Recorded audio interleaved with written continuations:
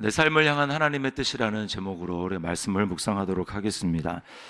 자, 우리가 계속해서 예레미야 말씀을 살펴보지만 어떨 때는 심판에 대해서 말씀하시고 어떨 때는 소망에 대해서 말씀하시고, 이게 뭐 꼭 예레미야만 해당되는 것은 아닙니다만 선지자에 대해 다 해당됩니다. 그래서 이 두 가지가 번갈아서 하나님 심판할 거다, 또 너에게 미래에 소망이 있을 것이다 라고 하는 게 계속 이렇게 왔다 갔다 하면서 말씀이 됩니다. 그러면서 계속해서 우리에게 주시는 말씀은 그 당대에 그 말씀이 이루어지거나 아니면 후에 이루어지거나 이렇게 되죠. 그래서 먼저 우리가 오늘 본문 말씀에서 알 수 있는 건 뭐냐면 하나님의 말씀이 반드시 이루어진다라고 하는 말씀입니다.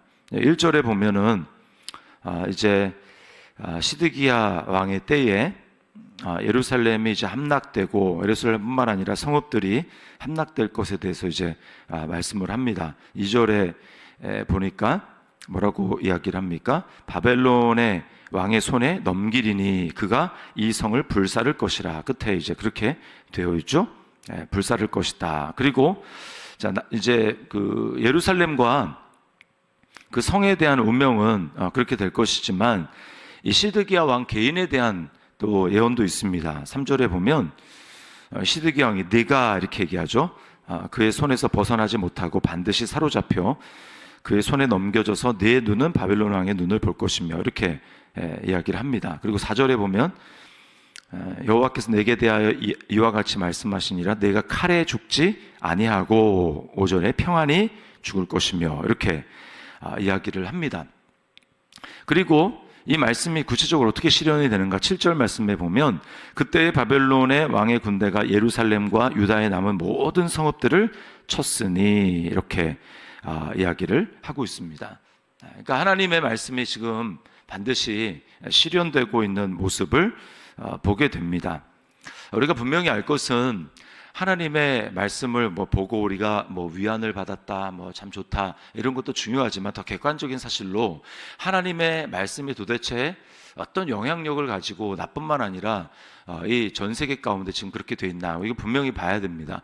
성경에 보면 하나님이 말씀으로 세상을 창조하셨다, 이렇게 이야기를 하죠. 그리고 우리는 그 말씀이 그냥 창조한 것으로 끝나서 이 세상이 그런 결과물에 있다, 이것으로 끝나는 게 아니라 히브리서 말씀에 보면 1장에 하나님이 만물을 말씀으로 붙들고 계신다, 이렇게 이야기를 합니다. 그러니까 하나님의 말씀으로 창조되었고 또 하나님이 이 세상을 하나님 말씀으로 지금 붙들고 계신다. 그 말은 하나님께서 지금 우주, 별, 은하계, 또 이 세상, 또 모든 사람들, 그 사람들을 지금 말씀이 지탱하고 있다라는 거예요. 그러니까 말씀이 빠지면 사실은 다 무너지게 되는 겁니다. 그게 그러니까 보이지 않는 것에서 우리는 눈으로 볼 수 없지만 하나님의 말씀이 그게 씨줄과 날술처럼 아주 깊이 긴밀하게 엮여가지고 하나님께서 그 말씀으로 이 세상을 붙들고 계시고 말씀으로 이 세상이 지금 돌아갈 수 있도록 지금 역사하고 계신다라는 거예요. 그래서 이 세상은 우리가 인정하든 인정하지 않던 하나님의 말씀에 의해서 이 세상은 움직여지고 있습니다. 하나님 말씀에 의해서 이 세상이 움직여지고 있어요. 그래서 그 말은 무슨 뜻이냐 하면, 다른 말로 얘기하면 하나님의 말씀이 법칙과 같이 이 세상을 붙들고 있다는 것입니다. 이것은 꼭 성경에 나오는 이 하나님의 말씀 한 구절 한 구절뿐만 아니고요. 이것은 넓게는 이제 어떤 물리적인 법칙부터 시작이 됩니다. 물리적인 법칙. 그래서 하나님의 말씀이 이 세상에 창조했다는 것은 꼭 특별 계시뿐만 아니라 일반 계시로 돌아가는 거예요. 그래서 어떤 게 있습니까? 중력의 법칙이 대표적인 예죠. 그래서 하나님께서는 그런 법칙, 그 모든 것들은 그 과학자들이 의해서 밝혀지고 있지 않습니까? 그걸 설명해 주는 거예요. 우리는 과학자에 대해서 감사해야 합니다. 중력의 법칙에서 이제 떨어지는 거죠, 그냥 물건이. 그러니까 사람들이 눈에 보이는 이런 법칙에 대해서는 잘 지킵니다.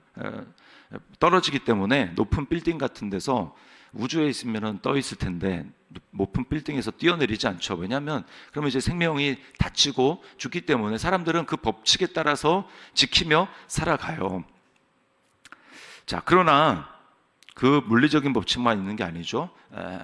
이 세상은 하나님이 만드신 법칙에 의해서 도덕적인 법칙도 있습니다. 도덕적인 법칙. 그래서 십계명 후반부에 잘 나타나죠. 도덕적인 법칙 뭡니까? 부모를 공경하라, 살인하지 말아라, 간음하지 말아라, 도둑질하지 말라, 이웃에 대해서 거짓 증언하지 말아라, 또 이웃의 것을 탐내지 말아라.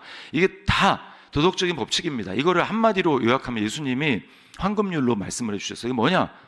너가 사람들에게 대접받고 싶은 대로 너도 남을 대접해라 라고 하는 거죠.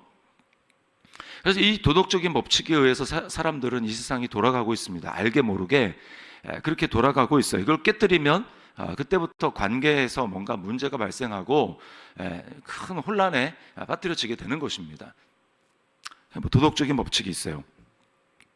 그리고 더 나아가서 무슨 법칙이 있습니까? 영적인 법칙이 있습니다. 영적인 법칙. 하나님을 하나님으로 인정하며 하나님을 사랑하는가라고 하는 이 영적인 법칙이 작동이 되고 있습니다. 그래서 눈에 보이는 물리적인 법칙, 또 도덕적인 법칙, 영적인 법칙, 이런 것들이 이 세상을 작동하고 있는 하나님의 말씀입니다. 말씀. 그것들이 하나님이 붙들고 있는 거예요. 자, 지금 사람들이 도덕적인 법칙과 영적인 법칙에 대해서 자기중심적으로 자기 욕심에 사로잡혀 살아가기 때문에 이것들이 지켜지지 않을 때가 많이 있고, 그래서 이 세상은 혼란에 빠져 있고, 이 세상이 지금 하나님이 처음에 창조하셨던 모습 그대로 유지되며 나가는 것이 아니라 지금 사람들은 굉장한 고통을 겪으면서 이 세상은 왜 이럴까라고 하면서 그렇게 살아가는 이유는 뭐냐? 그들이 하나님의 말씀을 지키지 않고 하나님 말씀을 깨뜨리고, 자의가 되었던 타의가 되었던 어쨌든 사람들이 그것을 깨뜨리며 살아가고 있기 때문에 지금 우리가 살아가는 이 세상은 전혀 하나님이 처음에 만드신 세상과는 전혀 다른 모습으로 펼쳐지게 되고 있는 것입니다. 그래서 그것을 그래도 예수 믿는 사람들은 뭐예요? 이 세상 하나님 만드셨구나, 이 세상은 하나님의 말씀의 법대로 되는 거구나, 그러니까 내가 하나님의 말씀대로 따라야 되는 거네, 순종해야 되는 거네, 아니면 나만 손해인 거네 라고 해서 그것을 인정하고, 예수 믿는 사람들은 어때요? 이게 내가 잘 되는, 결국 내가 이거를 말씀을 지키지 않는 것은 예수님이 이제 부활하신 주님이 사울에게 나타나가지고 사울아 세울아 내가 왜 나를 핍박하느냐, 가스채를 뒷발질하기가 내게 고통이다 라고 말한 것처럼, 소가 주인이 멍에를 메운 대로 앞으로 가야 되는데 그렇지 않고 자기 뜻대로 가려고 하면 뒷발질하고 그러면 발에서 이제 막 피가 나고 그렇게 되는 거죠. 찔리고. 결국 우리는 하나님의 존재를 인정하고 이제는 내가 하나님의 말씀대로 살아가는 게 그게 나의 모든 면에 있어서 이게 유익이 되는 거구나, 나를 위한 거구나. 어차피 이 세상은 하나님의 정하신 법칙대로 눈에 보이든 보이지 않든 다 흘러가기 때문에 그것은 하나님의 말씀대로 사는 게 나한테 복이구나 라고 하는 것을 우리가 인정하기 때문에 우리는 말씀을 지키죠. 그러나 세상 사람들은 어떻습니까? 끝까지 이것을 인정하지 않습니다. 하나님의 법을 무시하고 거스르고, 이렇게 결국 어때요? 하나님 없는 곳으로 격리가 되는 것이죠. 하나님의 통치를 거부하면 결국은 하나님의 통치가 미치지 않는 곳으로 격리되는 것입니다. 그래서 성경에서는 마지막 때 우리가 하나님의 심판이, 최종적인 심판이 임할 불못, 지옥이라는 표현을 쓰게 되죠. 우리는 하나님의 주되심에 순종해야 합니다. 순종해야 됩니다. 왜냐하면 하나님의 뜻은 반드시 이루어지는 거기 때문에, 하나님 말씀은 반드시 이루어지는 것이기 때문에 우리는 하나님의 그 법칙에, 하나님의 뜻에, 하나님의 주되심에 순종해야 되고요. 그때부터 내 삶을 향한 하나님의 계획이 나타나기 시작합니다. 그 전까지는 내 삶을 향한 하나님의 계획 알 수 없어요. 내가 하나님의 말씀에 내가 순종하겠습니다, 내가 그 하나님의 다스리심에 복종하겠습니다 라고 그렇게 결단하고, 이걸 회개라고 하죠. 처음에 예수님께로 방향을 돌이켜 내가 당신의 뜻대로 살겠습니다, 이게 회개죠. 회심. 그렇게 해서 이제 주님 앞에 무릎 꿇은 그 다음부터 성령님을 통해서 하나님은 우리에게 나를 향한 하나님의 뜻을 알게 하십니다. 내가 어떻게 살아가야 되는지. 그리고 하나님이 원래 나를 지으신 뜻이 무엇인가 라고 하는 것을 이제 알게 되는 것이죠. 그리고 우리는 날마다 그리스도인이 되었다라는 것은 내 안에 계시는 성령님으로 말미암아 오늘 하루를 내가 하나님 앞에 어떻게 살아가는 것이, 하나님을 위해 살아드리는 것이 나를 향한 하나님의 뜻이 이루어지는 것이며 또 하나님께 영광을 올려드리는 것인가 라고 하는 매일매일의 우리는 선택의 그 기로에서 그런 삶을 살아가는 것입니다. 우리에게 성령님을 주신 이유는 바로 거기에 있어요. 그렇지 않고 나는 성령님의 내주에서 하나님이 나에게 구원받았다고 도장을 찍어주셨다 라고 하는 것으로 마지막에 우리가 죽은 다음에 나는 천국 갈 거야 그러니까 라고 한다면 예수 믿은 이후에 천국 가기 전까지, 죽기 전까지의 그 모든 삶은 의미가 없는 것입니다.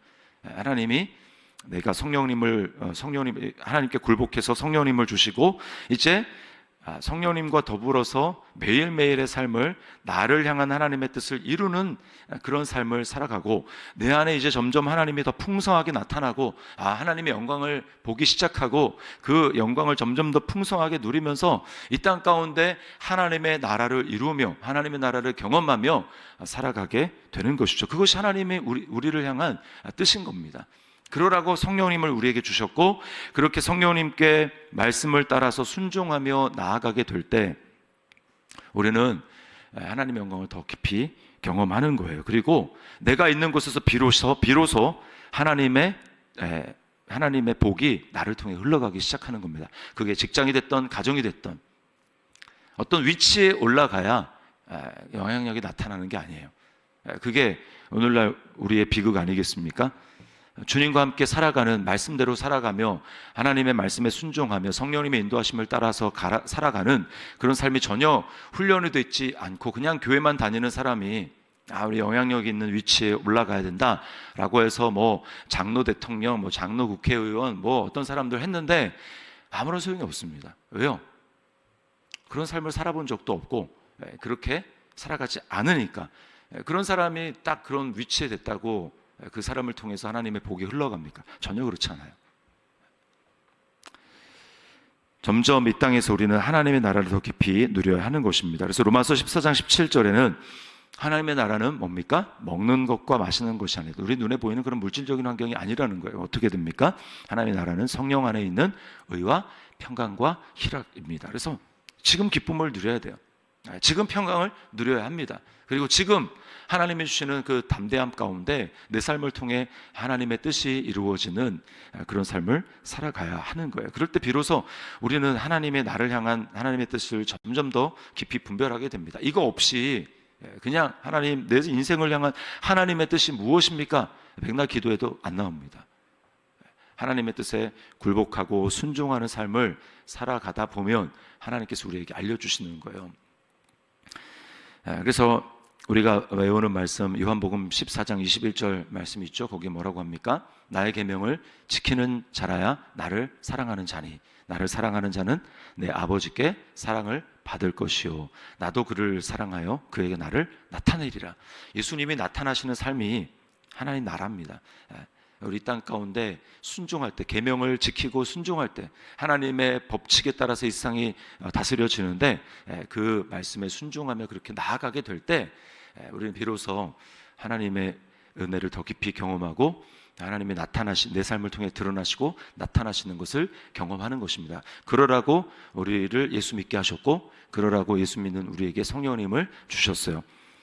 우리 모든 삶이 내 삶을 통해서 하나님의 뜻이 더 깊이 드러나는 우리의 삶이 될 수 있기를 오늘 또 기도하는 중에 하나님의 은혜를 경험하는 하루가 될 수 있기를 주님의 이름으로 축원합니다.